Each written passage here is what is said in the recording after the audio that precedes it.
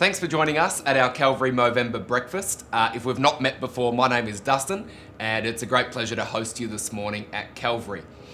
Today, of course, we are raising funds and awareness for Movember, and we're joined by Matt Golinski.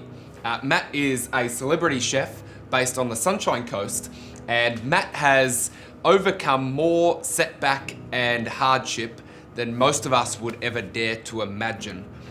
In the early hours of Boxing Day 2011, a fire ripped through Matt's home and tragically took the life of his wife and 3 children.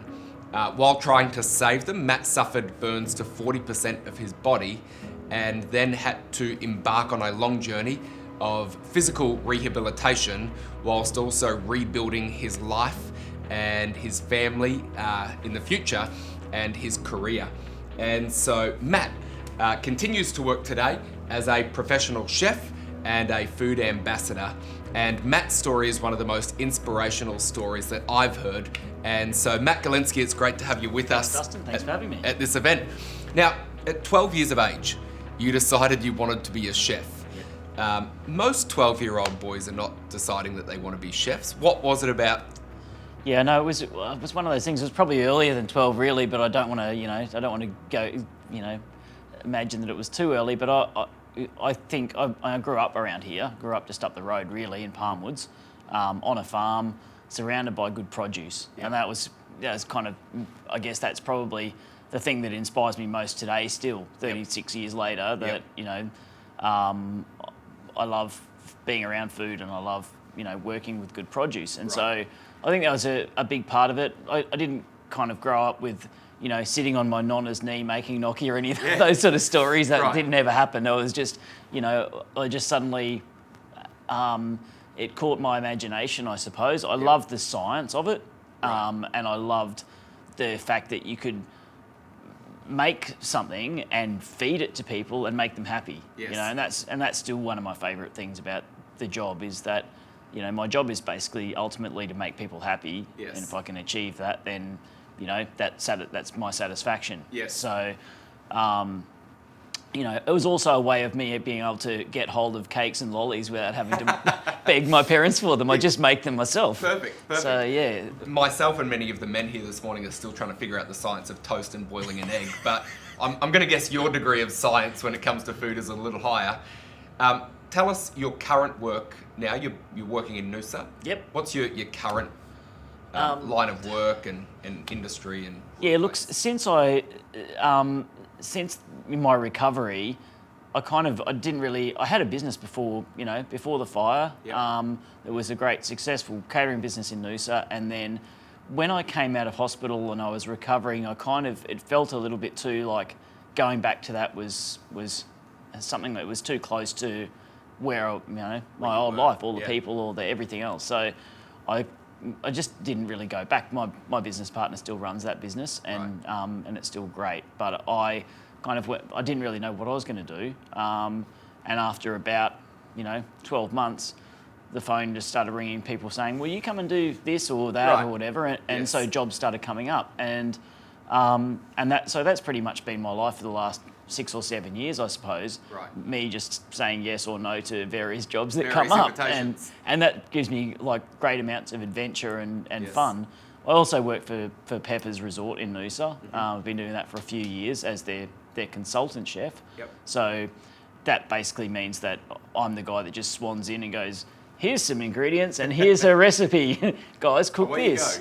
And but it's been a really good relationship that I've had with those guys in the kitchen's great, and so I really enjoy that. It gives me a creative outlet, I suppose, a base camp to create dishes and for people to go, "Oh, where can I eat your food?" Well, here it is.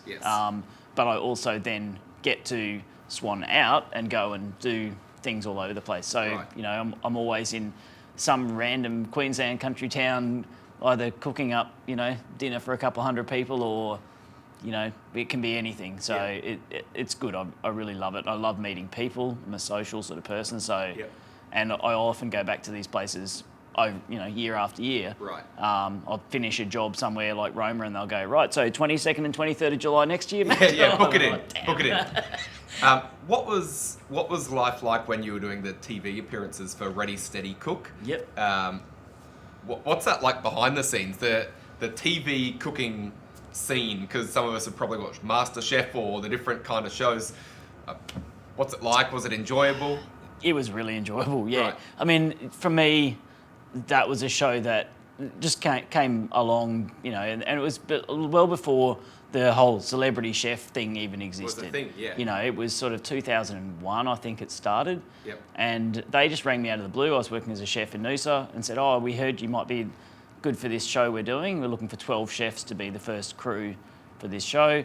And I was scared to death of that. Like, it wasn't something I was looking for. Mm-hmm. And, I actually said no at first. I said, no, I don't want to do that. And then I thought about it and went, I might as well go for the audition. Yep.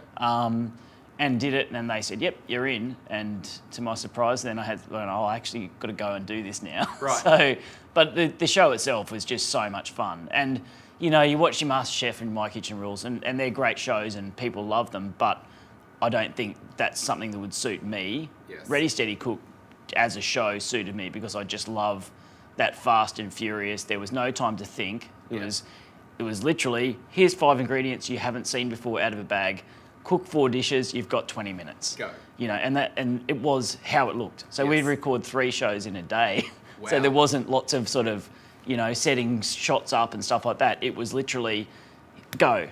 And we're finished. Clean the kitchen up, get the next lot of stuff in. Right. So right. It was, for me, that's how I love to cook. Yes. It's fast and furious the way, and trusting your instincts and, and that sort of thing. That's where what probably the best part about Ready Steady Cook was learning to just trust my instincts. Okay, that's going to go together. Yes, I can achieve that. Yeah. And then, and you learn after doing it for 8 or 9 years, you learn what was going to be a dismal failure and what you should steer clear of and what you could get away with. So, but it was, and I guess the best part about doing that show was meeting all the other chefs because we're all still really good mates. Yeah. And we, genuinely good friends. Yeah. And we love to catch up. So that was a great, value add, I suppose, of doing the show. Yes. And, if it ever came along again and they rang me up, I'd be there in a flash, Yes. Yep. But it's just because that particular show really suited me, I suppose. Right. It was more about having fun and less about drama. Yes, yeah. So it's MasterChef is high on the drama. Yeah, it is, and they've got to get you to come back after the next commercial. So that's exactly right. Build the suspenseful music. Actually, yeah, it is. But and they're great shows, and they've taught people a lot. Those shows, that people who may not have cooked before, kind of that grabs them. So that's a good thing. Yeah. I want to change lanes. Yep. Really, it was Christmas night. Boxing Day morning, 2011. Yeah. Really, the unimaginable happens. Yeah. You're then unconscious. Yeah. For a couple of months. Yeah. You wake up in the early months of 2012. Yep. In the Royal Brisbane Hospital Burns unit. Yeah. Can you recall much from that period of time? Is it piecemeal, your memories, or have you got some pretty clear recollections of those early days of when you came to? Yeah, when I first woke up, it was sort of 2 months of being in an induced coma, so it was, I guess a lot of processing in my mind without realising that was going on. And then when I woke up, my dad was there, and I remember those first couple of weeks of just kind of piecing it all together and going, well, why did they keep me alive? I literally died in ICU, quite a number of times. Right. Things go wrong when you get burns to that extent. Then your liver fails, or your kidneys fail, or your heart fails, or your body is just in shock. It's just under so much pressure. So, my first reaction for the first couple of weeks was, just of why am I still here? Right. Why did you bother keeping me alive? Should have just let me die. That would have been a lot easier for me. But it was probably a couple of weeks into it that I started to realised I had to come to terms with it. I think the big turning point for me was when, you know, my dad was starting to bring in just bags and bags full of letters and cards from people everywhere, from all over Australia. All these people I didn't know. The viewership of Ready Steady Cook. Well, I guess a lot of that. I don't know. I think it was just it was. I don't think it was even that, to be honest. I think it was just the story was pretty widespread, but it was, you know, I guess to most people it was just that unimaginable. Imagine losing everything just in one go, you know, and it still affects, you know, I especially blokes. You know, I run into guys just on the street, and they'll have a chat to me with tears in their eyes, and they're, you know, just imagining losing their own kids, you know, and so I think that was one thing, and I think it was that support in those first few weeks when I started realising, people really care about me, and they want to see me survive this. So,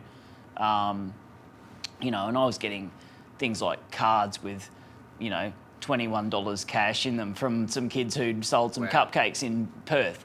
You know, it's like, far out. That's amazing that people care that much, that, you know, about me. And so in the end, I kind of I pulled myself out of it a little bit, I suppose, and went, okay, well, I'm going to show people that I deserve their love. You know. Did you almost feel a sense of responsibility when all the cards and everything, like, I need to pull through this. I need to overcome, because not because people are relying on me, but there's such an opportunity to overcome adversity. Was there almost a sense of that? Yeah, there was a little bit, I suppose. And I guess, you know, I'm grateful for that. Yeah. Because it's the thing that kept me alive. So, well, I think as well, even this morning, there'll be men at our event who are husbands or fathers or business owners, and maybe 2020 has hit them to the canvas with everything with COVID. Yeah. And sometimes it is that sense of, you know what, I need to get back up off the floor, because it's not just me relying on me. Yeah. There's employees, or there's family, or there's a community around me who need me to get back up. I think one of the things as men is we do have the opportunity to set an example and to rise and lift the lives of others as well. Yeah, that's right. And often it doesn't actually take much. You know, when I first came out of hospital, the thing that you know, from a emotional and mental point of view, I knew that there was a lot of things that I couldn't control, but the thing that I could control was my physical rehabilitation and just working hard at that. And one of the ways that I kind of kept myself going was to just immediately start setting goals. Right. And whether that was taking 3 steps from my bed, and then the next day taking 5 steps, and then by the time I left the hospital, I was running laps in the gym, you know, just jogging around, and then I went, okay, well, that's going to be my focus. I'm going to be a runner. Right. I was a runner before, but I was like, I want to get back to running, and I can set goals. And so I'd go, okay, I'm going to do, you know, I was in rehab, and I was saying, there's a 5K fun run in a month's time, I'm going to do that. And they're like, no, you're bloody not. And, did you do it? Yeah, I did it, yeah. Wow. And, you know, and so...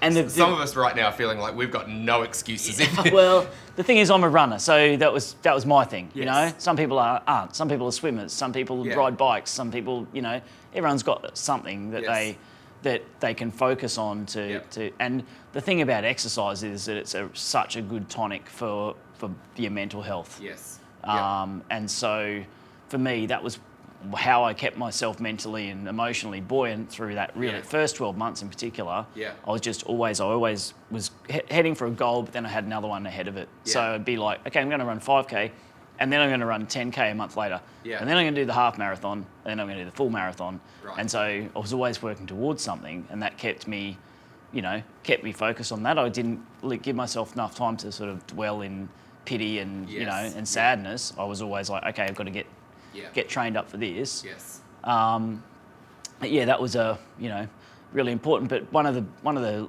loveliest things about that, and I remember running, I think it was a 10K at Mooloolaba, my first one of those, and I was running along, and a woman was running beside me, and she looked at me and she said, you're the reason I'm here today. Wow. Because I saw you do the other run. Yes. And I was like, if he can do it, I can do it. Wow. So, and it was like, wow, that's amazing, Yeah. that I can be part of that, Yes.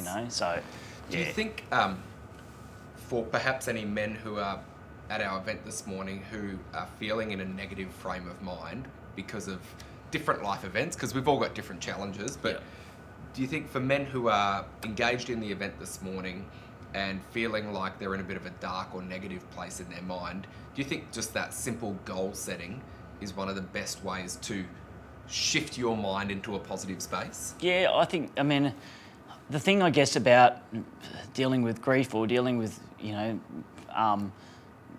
with troubles in your life is that everyone handles things differently. So there's no set recipe, there's no set rule for anybody. Yeah. But I think, and I say to people, I run. They're like, oh, I can't run. It's like, well, walk to the shop, whatever. Yeah. But do something, and I think, it's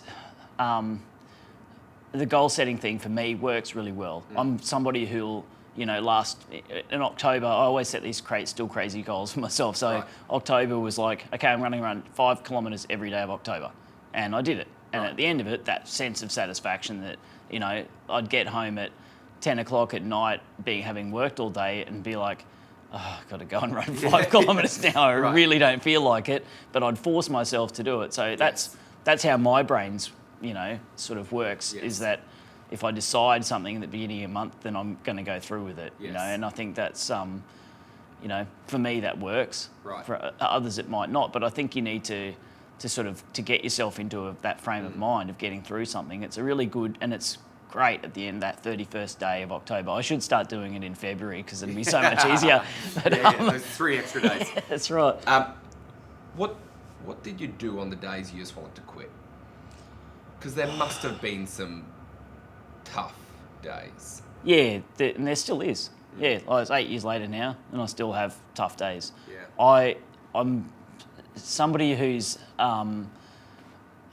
a glass half full person instead of a glass half empty, and I think that for me, like, I just don't let myself wallow in it. I think that's the biggest thing for me, is because I can start thinking about stuff, or there'll be triggers. There's always triggers everywhere you go, Yeah. and there always will be. I can Yeah. go down the river, Noosa River, where I used to have fish and chips on a Sunday afternoon with my girls, Yeah. and all of a sudden something will just, and I'll start to drop into it. Then I'll go, no, look at this river, it's beautiful, and they love this place. It's instead of looking at it as a negative thing, like I miss them and I'm so sad and everything else, I think to myself, I'm so lucky to have had that situation where I used to come and have fish and chips here with my girls. Wow. That's how you've got to look at it. Instead of letting it destroy you and really eating you up, you just be grateful for the fact that you had Turn that. it into gratitude. Yeah, Wow. yeah.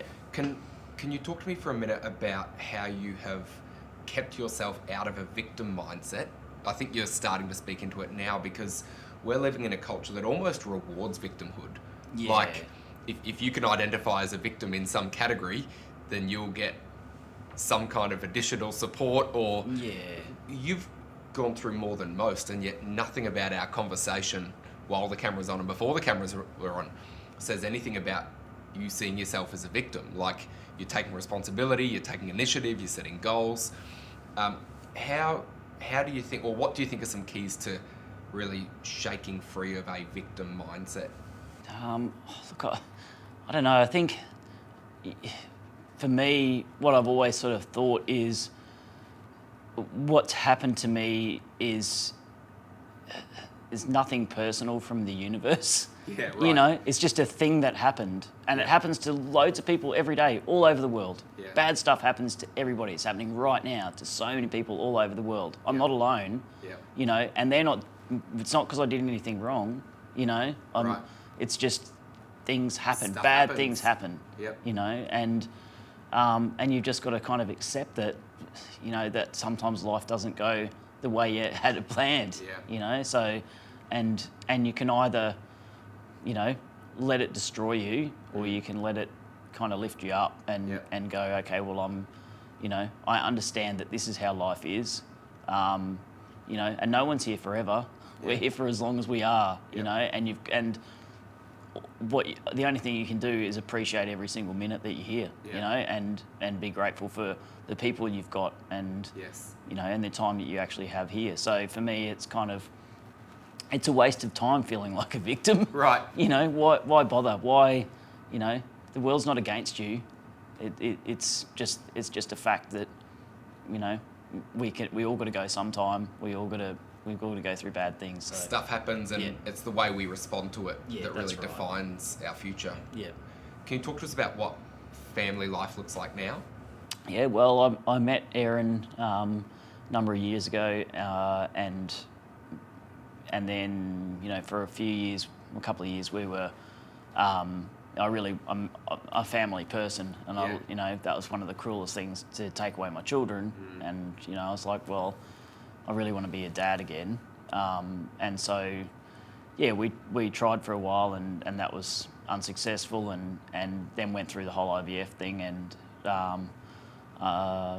eventually ended up with a beautiful little girl, just by, you know, a pure miracle. Basically, she is a miracle child. You know, that the amount of specialists that told me that it just wasn't going to happen, and for her to come along, and she's, you know, she's an amazing little person. So we're really lucky. Yeah, Beautiful. I was watching your Australian story, which I would recommend anyone watch YouTube, the Australian story. It's a great 30 minutes that really tells your story so well. As I was watching it, it just made me think the human soul is capable of so much in terms of overcoming adversity. Yeah. Have you surprised yourself? Do you ever look in the mirror and think, man, like, I've done okay? Like, yeah, look, I don't know. I don't think I've really done that, but I think, you know, people do get that. That's the real catch cry at the moment. A real word that gets thrown around a lot is resilience, isn't it? Yeah. You know, and people say to me often, you know, oh, you're so resilient, whatever. And it's like, well, no, I don't think I am. I think I'm just a normal person. But everyone has resilience. Yes. Everyone has the ability to have resilience. We don't, but nobody knows they've got it until they need it. Yeah, right. You know, that's the way it works. You don't know what you're capable of until you go through the difficulty. Yeah, I remember being in hospital and lying there and kind of feeling sorry for myself because I couldn't walk anymore, and I couldn't eat. I had a trachea, and so I couldn't speak, and you know, I was in a pretty bad state, and all I could do was kind of lie there and watch telly. And at the time, the Paralympics just happened to be on. Right. And I was like, wow, these people are incredible. And then the penny drop was like, wow, well, they've come through. Every single one of them has got through that. And look at them now, they're at Olympic Games. So, you know, it's exactly the same thing. You know, if somebody said to you, oh yeah, you're going to have to take your leg off, you'd be like, no, I need my legs. Yes. But then without it, you learn to get through it, and you become a star. Even you know, that's just the way resilience works. We really don't know how resilient we can be until we need to step up. Yes. Well, I think your story as well, Matt, is a story of hope. Yep. Also, because you know, people often say you've got chapters in your life, and you've had a few chapters were particularly difficult. However, life has a way of new chapters come along. Yeah. Can you talk to maybe any men this morning who are at our Movember breakfast who maybe they feel like they're in a tough chapter right now, and maybe any encouragement around the fact that life can bring a new chapter, and any encouragement for men who are maybe feeling in that kind of a difficult space? Yeah, look, I think it's about looking at the world a little bit, I guess, appreciating what you do have rather than you don't have, and keeping that in mind. Something that I really, you know, this is another real catch word that gets thrown around now is mindfulness, and just being aware of just how bloody beautiful the world is. Yes. You know, there's heaps of bad stuff. Yep. There's heaps of bad stuff all around us all the time. You turn the news on, it's awful, you know. Yes. But if you go for a walk and you take the actual time in your mind to hear the birds that are Yeah. twittering away, Yeah. to notice what's in flower, so all of a sudden the world opens up and you go, actually, this is a pretty beautiful place I'm in, and I'm pretty lucky to be alive. And so I think you've got to take the time to actually appreciate the good things about life. Things can be really tough, but sometimes that sort of just being aware of what's around you can really pull you out of things. Taking time to just go to the beach and look at it, look at the sunset, look at the sunrise, whatever, can make you go, wow, the world's a really beautiful place. And as much as there's bad things, there's more good things. Yes.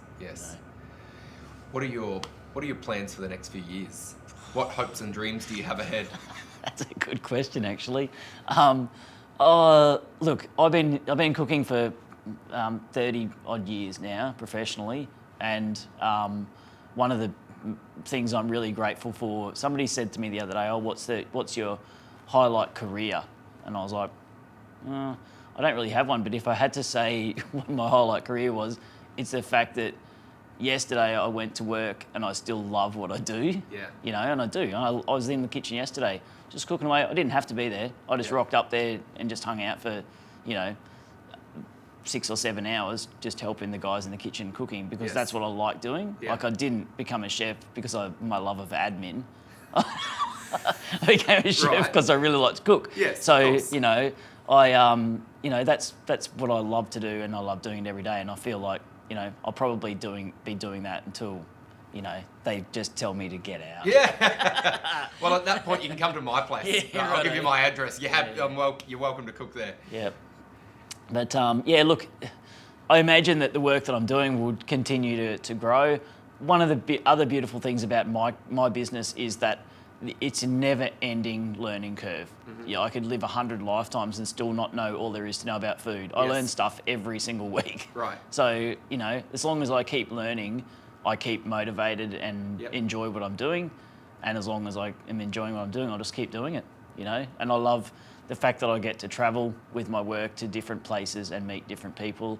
I love that, the focus of what I do now is meeting the people who grow the food that I cook. That's what I really care about. Right. So I have relationships with producers all over Australia, that I consider to be my friends, and so, the more I understand about how things are produced, the better the chef I become. So, when I travel to Western Queensland and meet a wheat farmer and go and visit their, talk to them about what they do, all of a sudden I understand that product better, and it makes me a better cook. So, I imagine I'll probably, to cut a long story short, keep on cooking. I'll keep on cooking for as long as I possibly can. Yeah. Well, Matt, your resilience and your perspective and your attitude has been incredibly inspiring for me, and I know for all of the men joining us this morning. So thank you for sharing your story so openly, and I think really instilling courage into the heart and soul of all of the men here this morning. So thanks for your time. Thanks, Dustin. Thanks for having me.